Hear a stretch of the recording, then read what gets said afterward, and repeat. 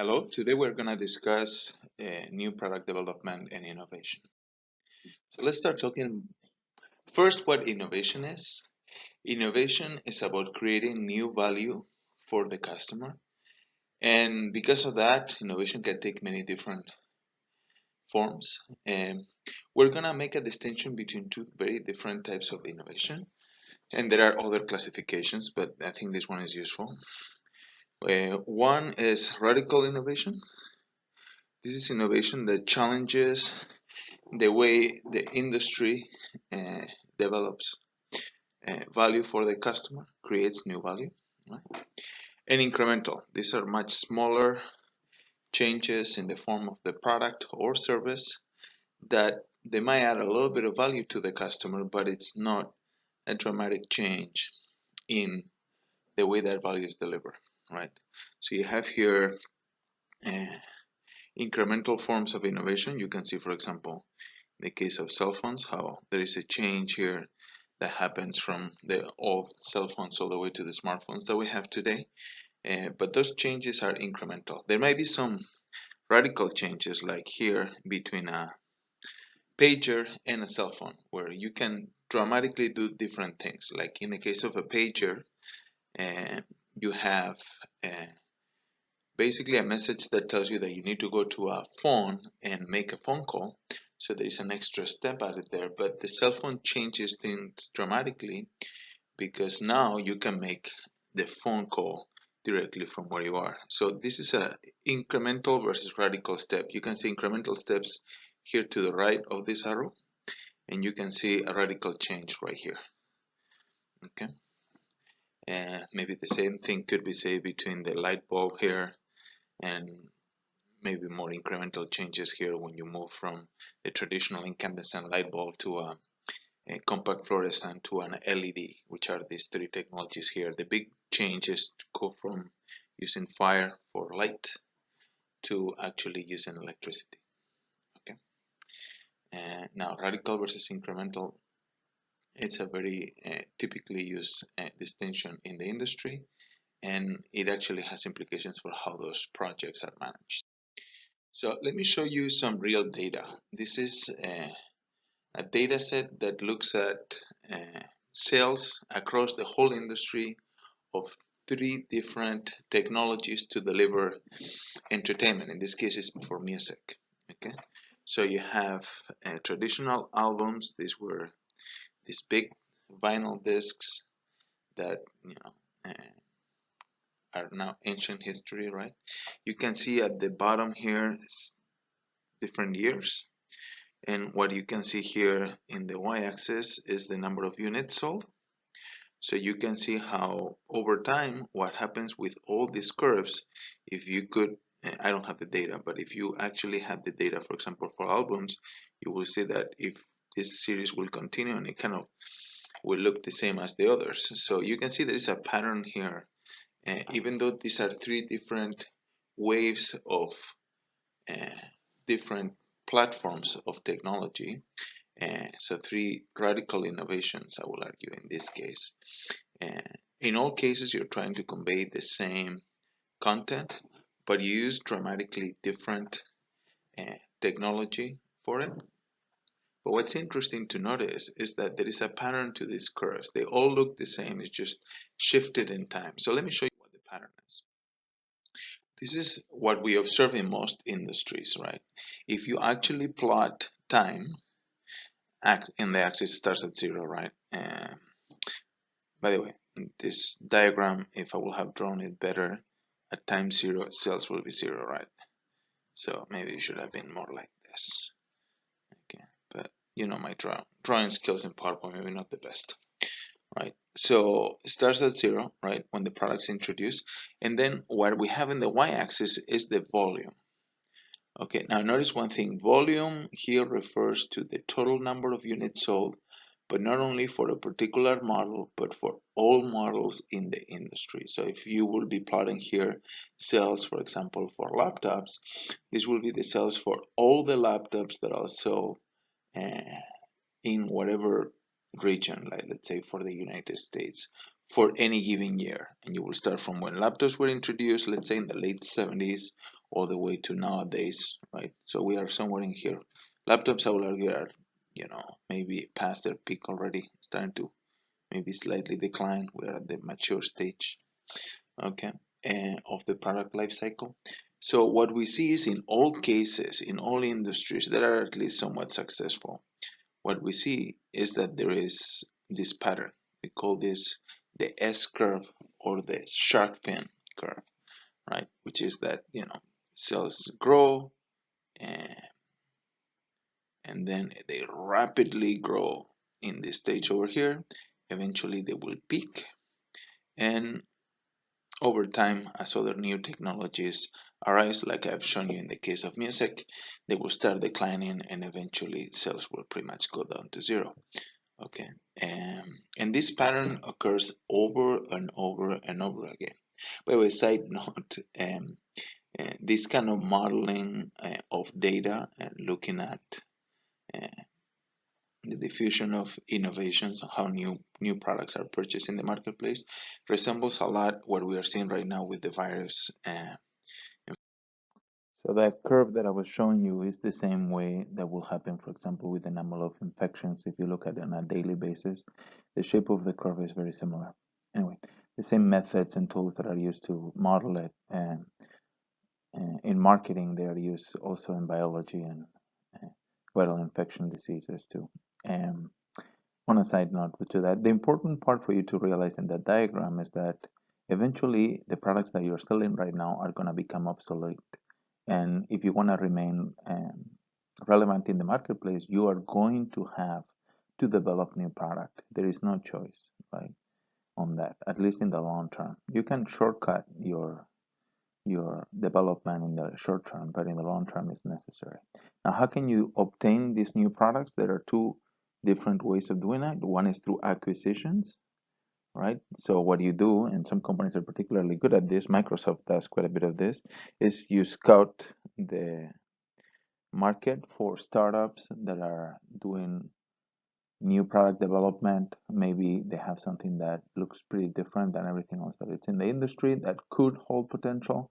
So you wait, and once that it develops sufficiently in the marketplace, then you acquire the company. Okay, that's one way of doing it. Okay, the other way of doing new product development is internally, right? It's how you develop new products inside of the firm.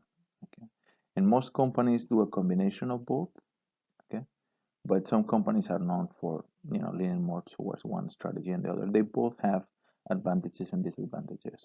Okay, new product development is a difficult and costly endeavor, so because of that, it might sound like you want to just lean towards acquisition, but acquisition has also a lot of limitations. One is it will be very costly also. If the product shows a lot of promise, buying the firm might actually be very expensive as well.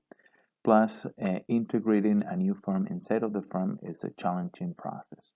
So when you're buying the small or maybe medium or large size company, it depends. Acquisition doesn't have to be just of a small firm.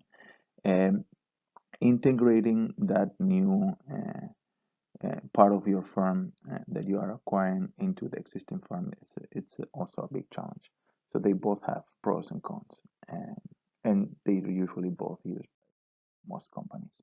Now, how do you go about developing products inside of the company? So the product development process. The most commonly used technique, or at least taught technique, is this idea of stage gate development. Now, why do we have this complicated stage gate process that has all these stopping points that I'm going to describe in a moment? The main reason why this happens is because most new products fail.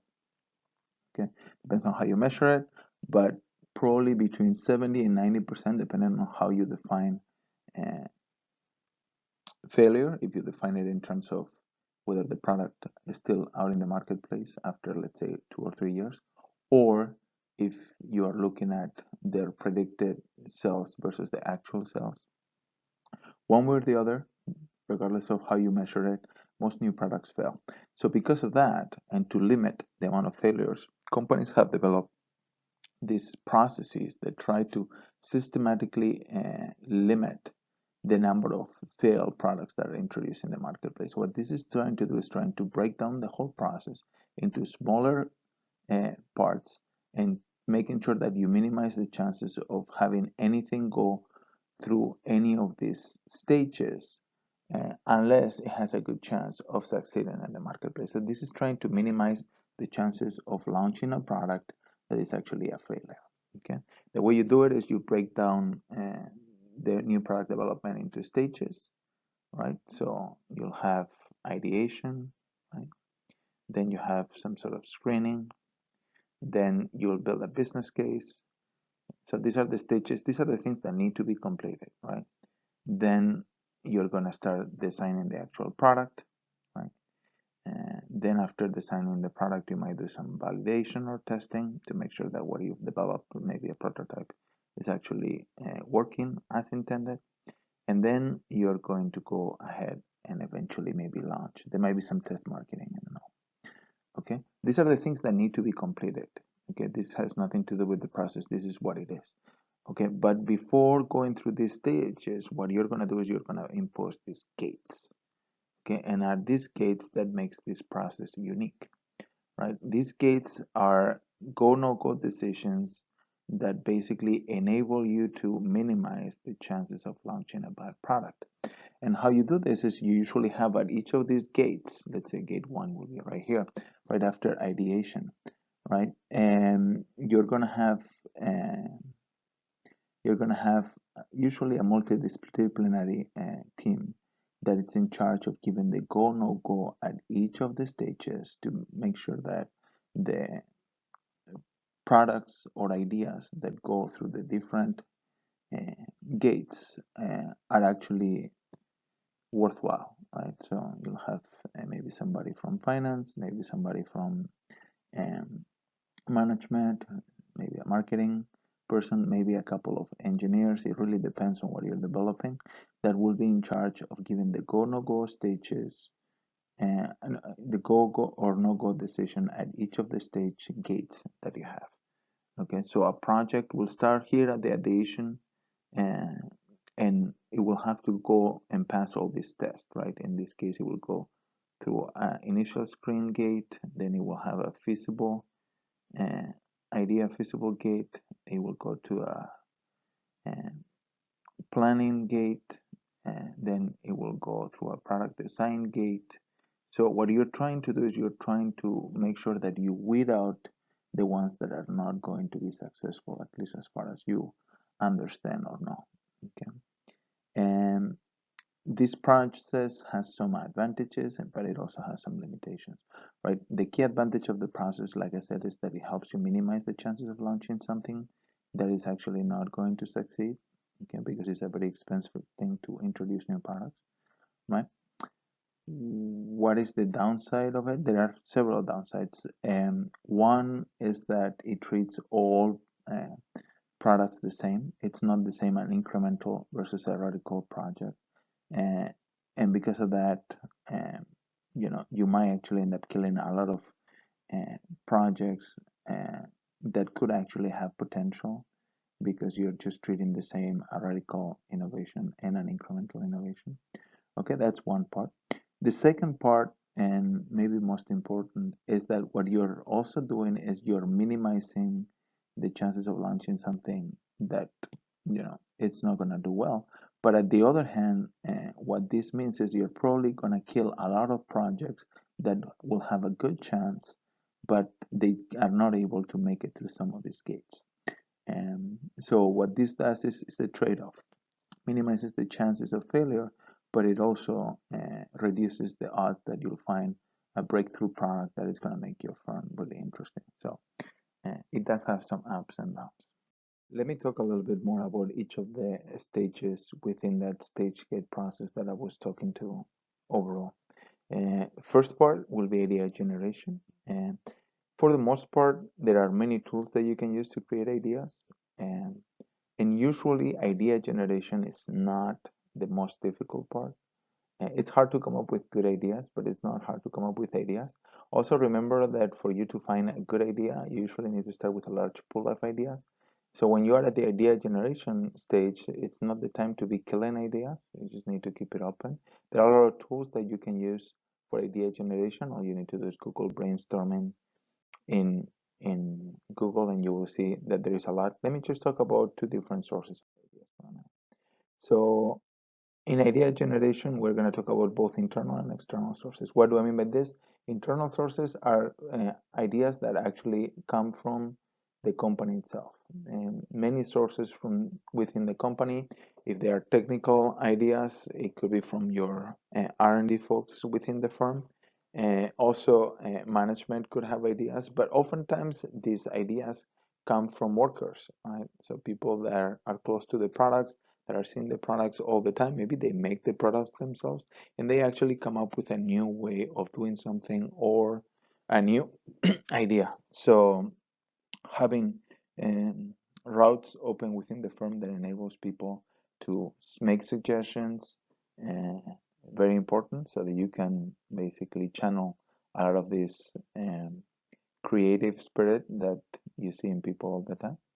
So that would be internal sources, external sources of innovation, and things like your customers, competitors. Competitors is obvious, right? So people oftentimes copy what they see in competitors. So a lot of the ideas actually don't come internally from you, but they actually come from competitors. It could also be from other industries.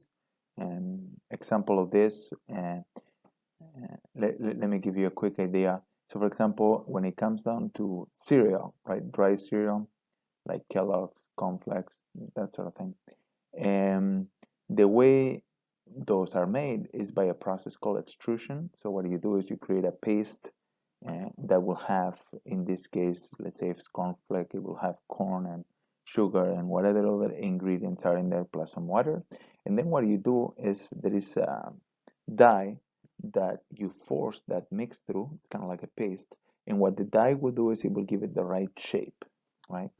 And every time that you want to make a different type of cereal, what you need to do is you need to basically clean up the whole system. So they, for example, if instead of cornflakes, if you want to make, I don't know, some sort of instead of corn, some sort of rice cereal, then you need to disassemble everything, clean it good, and then start putting the new paste and the new maybe the new dye through. So when Kellogg was working on trying to improve their processes, one thing they did is they sent some of the engineers to see how NASCAR teams change the wheels for cars. You know, how do they approach the task and how do they go about changing wheels? Because they're capable of changing wheels rather fast. In fact, the pinnacle of that is Formula One. In a Formula One car race, you can see uh, the best teams change all four tires in under 3 seconds, right? That's very fast. Now, Kellogg was taking 6 to 8 hours, right, to clean up the machines so they can be retooled and repurposed for the different cereal, right? So that meant it was rather inefficient. So what they did is they took a lot of these ideas from other industries, in this case from a sport, but it doesn't really have to be a sport, where you see excellence in approaching a task that could actually be applied to your industry as well.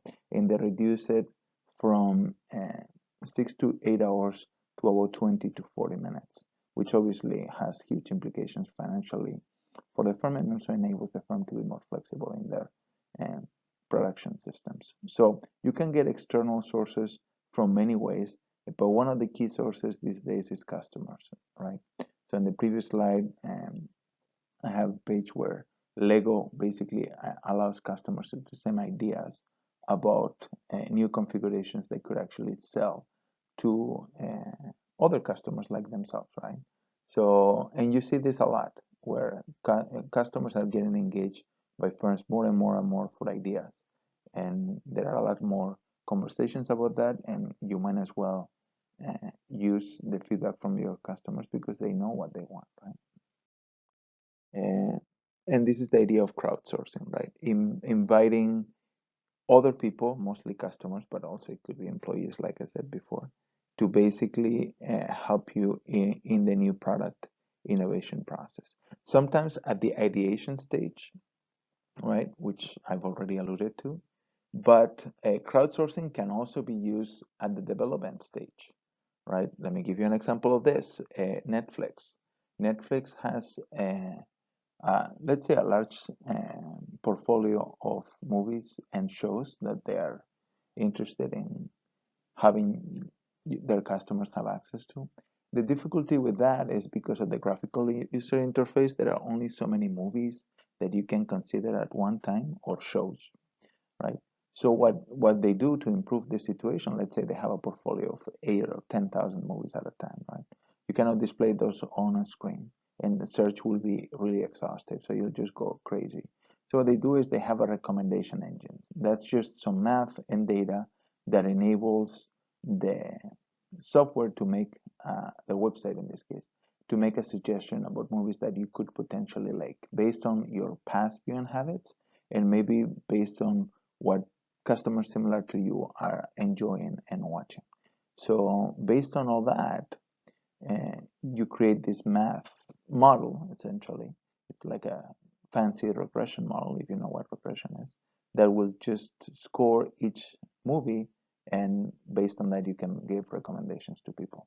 Now, what Netflix did, if I remember correctly, it was about 2008, but I forgot my exact year.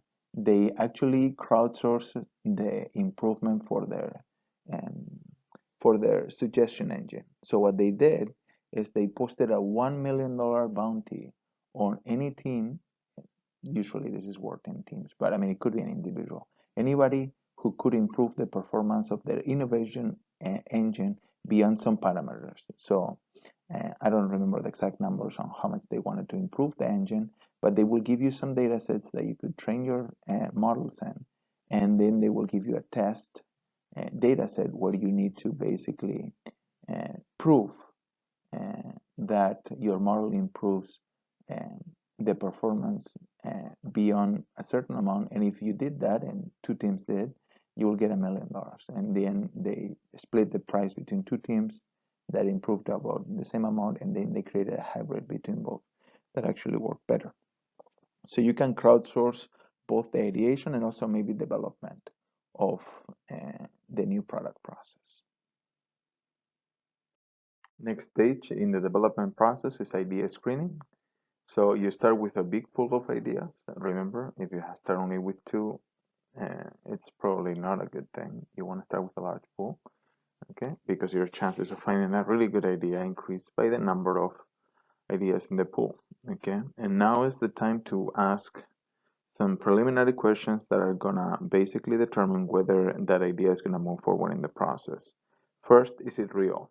Two issues here. One is, do customers care about what we are delivering, that it's new or unique? And two, is it technically feasible? Okay, those are two questions that at least we need to start trying to answer now. Some of the questions at this stage might not be fully answered because you might have to do some more uh, research into it, but it's a good place to start. Second thing is, can we win? What does winning mean here? Meaning, can we compete in the marketplace and do a better job than competitors when it comes down to the aspects that we're going to be delivering with this new offering? Okay, so can we develop superior value because we have maybe some advantage that will make sense with this particular product where we are trying to develop? And then third, is it actually worth doing? Meaning, is there sufficient demand in the marketplace for this new product? And if so, can we actually make money about it? So this is beginning to ask questions about financial feasibility of the product if everything goes well. After we have crossed the threshold of screening, what we start doing is developing the actual product. That's the biggest probably part of the whole phase, and it's an iterative process between development and testing. And in this process, you're going to go through a few stages. Initially, you're going to be at the idea level. So a product idea, it's basically a conceptual piece that determines what the offering is going to look like in the marketplace. But at this stage, it hasn't gone out of what will be considered the drawing board. Right? Then after that, you move into a concept, a product concept. This is a much more flashed out version of the idea, and then it's going to be spec'd out in a way that will be realistic, at least potentially in the marketplace. So you're going from just big descriptions, maybe in terms of potential benefits, to actual concrete specifications from an engineering perspective that will enable you to either build the product or deliver the service. And then finally, product image is the way we want this product to be positioned or be perceived by the customer. And this actually influences the overarching idea of both the concept and product idea. So this is the way consumers will actually feel about the product. Like we were talking about in the development stage, there has to be an important feedback loop with the customer. So what you're going to do is you're going to start with the idea. You're going to move from the idea to the concept testing. And this idea of concept testing is you're going to go through multiple iterations where you develop maybe a prototype of the product. And then you're going to either technically see whether it is delivering on the promises that you're making. So that will be kind of some sort of objective test that you will deliver. So if it's about performance, you will just measure the performance as it could be indicated. Maybe, for example, starting time, if you're talking about a laptop that starts a lot faster from the moment that you push the button. So you might have a threshold of what you want to hit and see if you actually can hit it. That will be technical testing, but it might also involve testing with consumers, which is particularly important, right? Because at the end of the day, it doesn't matter what it does from a purely objective perspective. The question is, do customers care about that? So you want to involve customers as quickly as you can to make sure that that advantage that you're working on building is indeed noticeable by customers and that it will sway their decision-making process. So involve customers early on in the process if you can to make sure that the concepts that you're testing actually are delivering on the value that you're expecting. Together with the concept that you're going to be developing in the new development process, you're going to have to start working on the marketing strategy that is going to be used for the product launch. So not only you're going to have to be considering what the product looks like and what specs you need to have, but also you need to start thinking about who your target market is. So you have to have a clear understanding of the customer segments that you're going to be trying to be targeting, what benefits are they looking for, etc., etc. So that needs to be clear and defined. If you try to go for everybody, you're probably not going to get anybody. So you need to target a particular segment that you think this new concept is best suited for. And then what you need to do is you need to nail down what the value proposition is. What is the story that you're going to tell the customer on why their life is going to be better, or in which way it's going to be better if they actually buy this product? So the value proposition is what value are you going to promise to the customer, and what are the reasons that they should actually believe you that you can develop, that you can deliver on that value. Okay. And then finally, at the same time, you need to be working on your marketing mix. So marketing mix obviously is going to be the product, because we're talking about product development, but also you're going to have to be thinking about price considerations. How does that work with the product that you're working on? Is it going to be a high or low price, and why? Second, what the communication strategy is going to be for you. So in terms of advertising and any other communication tools that you're going to be using, and this is going to be directly linked to the value proposition. Here's where the value proposition helps you with the messaging. Right, and then after that, what channels of distribution are you going to use for this? All this needs to be put together as a package. It's not that you develop the product first and then you see what works. So the whole marketing mix needs to come together, and this is the time when you start thinking about this issue. The next stage is when you do a business analysis. Now, business analysis is essentially oftentimes called a business case. This is where you're going to be looking at what are your predicted sales for the product for different time frames. So maybe for the first 6 months, first year, first 2 years, whatever it is. It depends on the industry. Some industries, making projections 2 years out might be very difficult, especially in high tech. Whereas in other industries where sales are contracted out in a long-term basis, maybe projecting sales to 3 or 5 years is what makes more sense. So if you're buying planes, for example, you're going to be making purchases with a long lead time because the production it's usually slow, right? So in situations like that, you might be buying today planes for the next 3 or 4 years. Okay, so if you're an airline, that's usually how you schedule orders to Boeing or Airbus. Okay, so you need to understand that sales projections, they're always in the future. It's the key piece in the puzzle of the business case, but it will be industry dependent. You will also have other things like cost considerations because sales and cost is what's going to determine what your profitability is going to be. And this is usually heavily reviewed by a finance person, usually the CFO if it's a large enough project.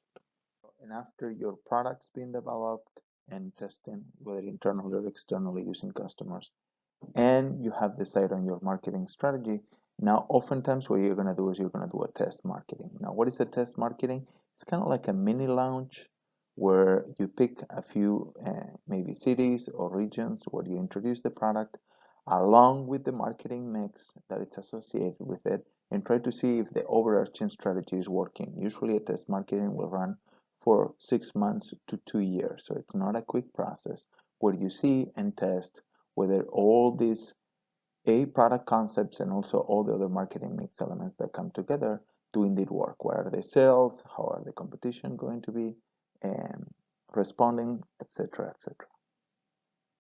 Now, test marketing is not used all the time. There are many reasons why. One, it's costly and time consuming, right? Like we mentioned, it will put you back usually 6 months to a year in most cases. So instead of rolling out the product to the entire country, you're only using it in a few locations for a little bit of time to see if it's working or not. So the downside is you're going to go slower. It's time consuming. Also, it gives a heads up to the competition about what you're doing. Okay, and they can mess around with you. So what they can do is they can lower the prices in the locations where you are test marketing and try to screw up your demand results. And they will.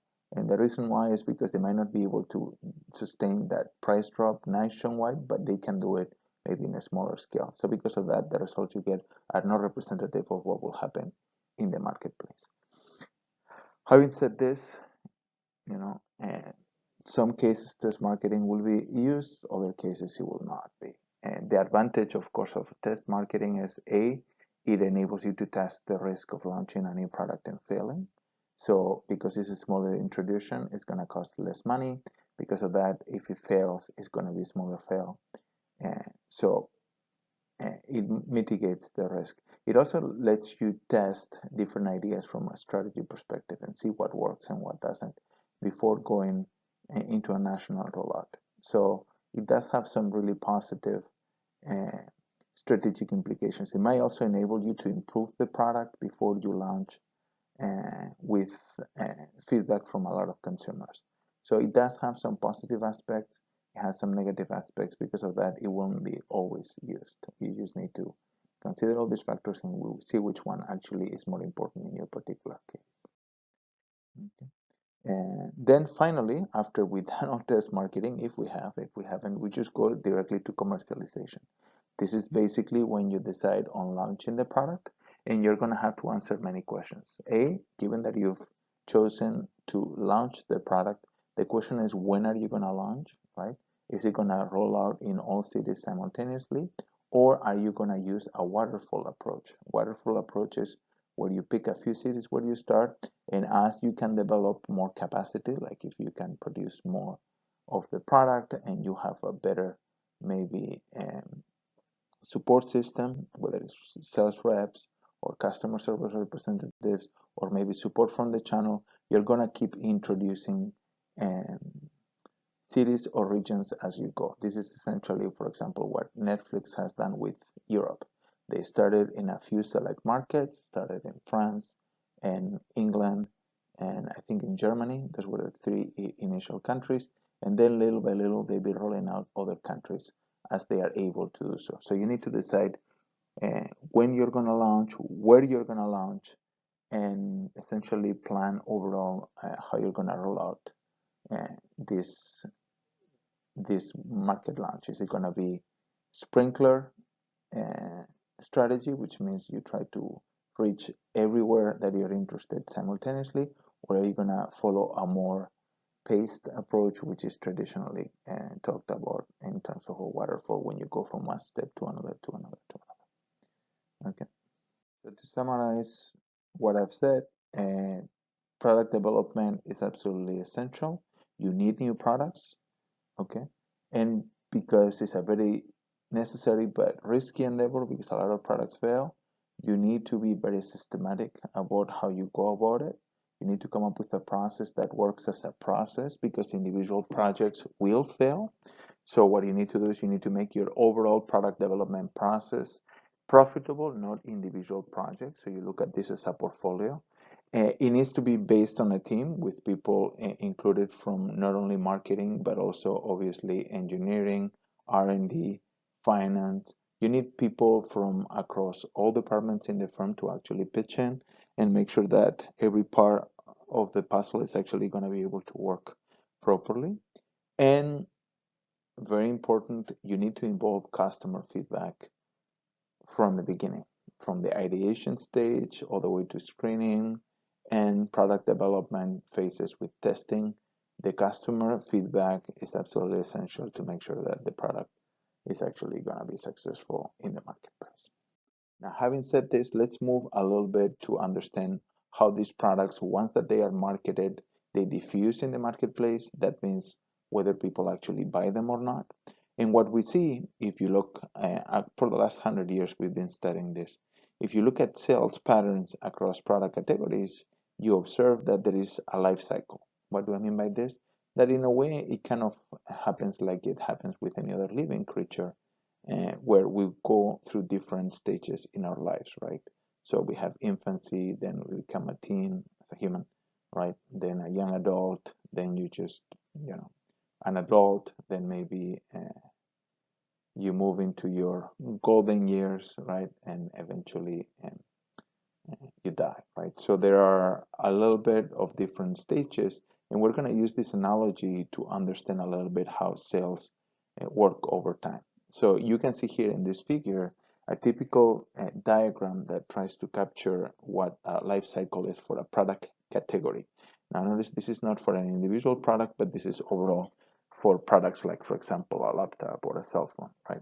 So if you aggregate all the demand for those products, you will see that they follow the diagram you have in here. Let's first talk about the sales figures. Okay, so what do we have here? We have two axes. We have time here in the x-axis, and in the y-axis we have money or maybe units. Okay, and you can see here how sales start at time zero. Now notice time zero for commercialization is right here. This is time zero from development. So this is when we start the project altogether. Here, from here on, is when it's commercialized.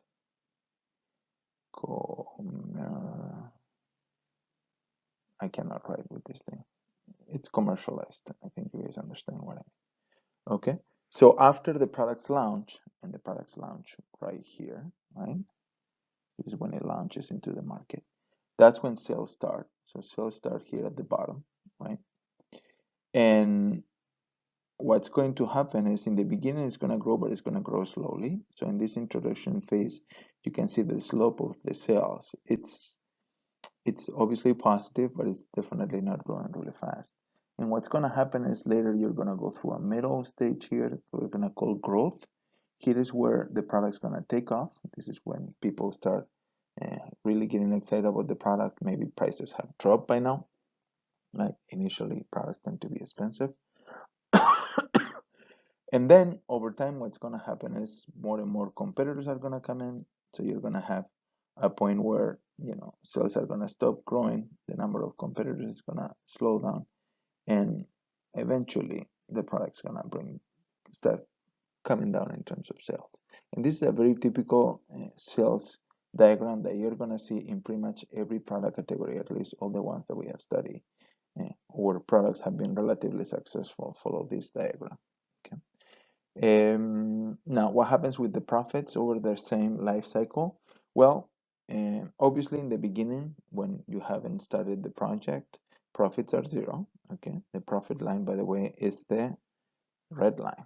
Okay, so now talking about the red aspect, which is the profits, you're going to see in the diagram how in the beginning Only thing you're doing is you're incurring costs. So all throughout the product development process, what's happening is you have no revenues. There is no money coming in because of this new project that you have started.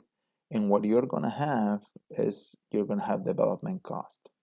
Now, there are some exceptions to this, by the way, and I don't think this is diagrammed here properly, but you can see some companies that try to get revenue, especially if they are struggling with cash early on, so they can actually continue with the product development process. And the way they do it is they announce the product over here, okay, maybe somewhere in the middle of the, maybe not over there. Maybe they announce the project somewhere in the middle of the R&D process, right? Once that they realize that it's somewhat feasible, right? So somewhere over there, and then they start having some revenue. How do they do this? By having a wait list. Tesla does this, for example, right? So they announce a new model, the Cybertruck. And now if you want, you can sign in by making a deposit, and this creates a revenue for the company ahead of sales for the product.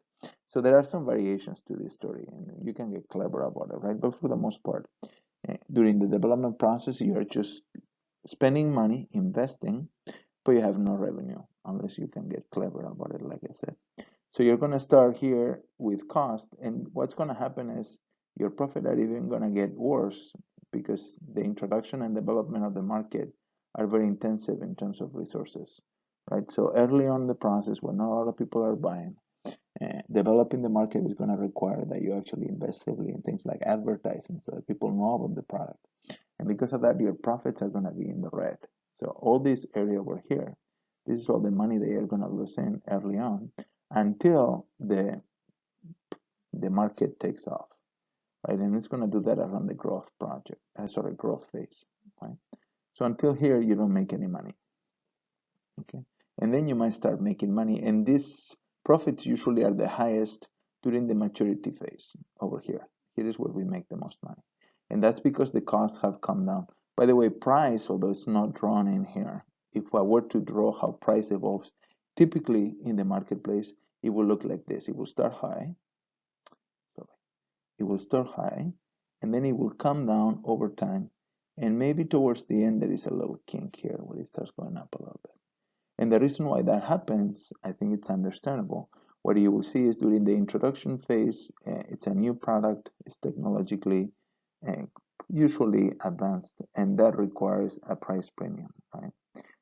Plus, also you're trying to recoup some of the expenses in R&D that you already have used to develop the product, right?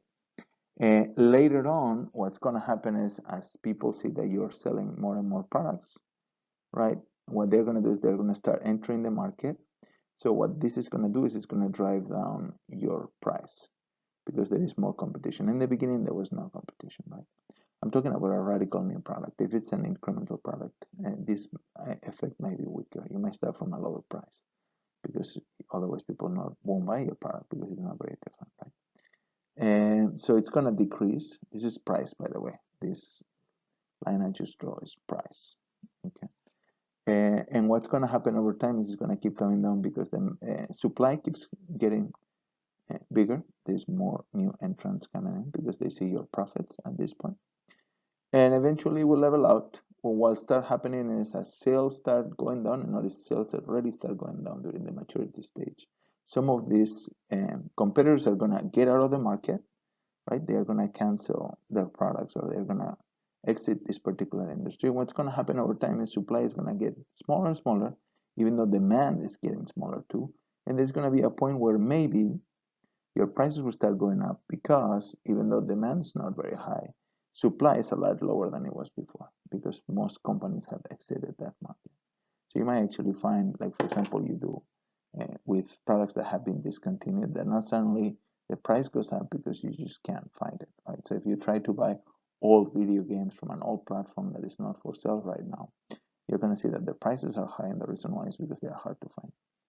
And finally, here you have a table that summarizes most of the comments that I've discussed so far. Notice the only difference I will argue between what you have here and what I've discussed is that there is no hint here at the difference in pricing. especially during the decline stages. But other than that, what I've discussed in terms of the shapes is reflected here by this diagram, so you guys can read through it if you have some time.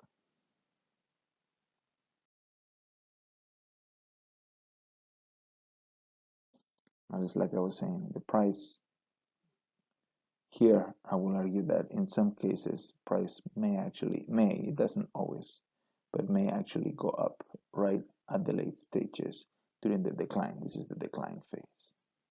This is maturity, this is growth, and this is the introduction. Okay.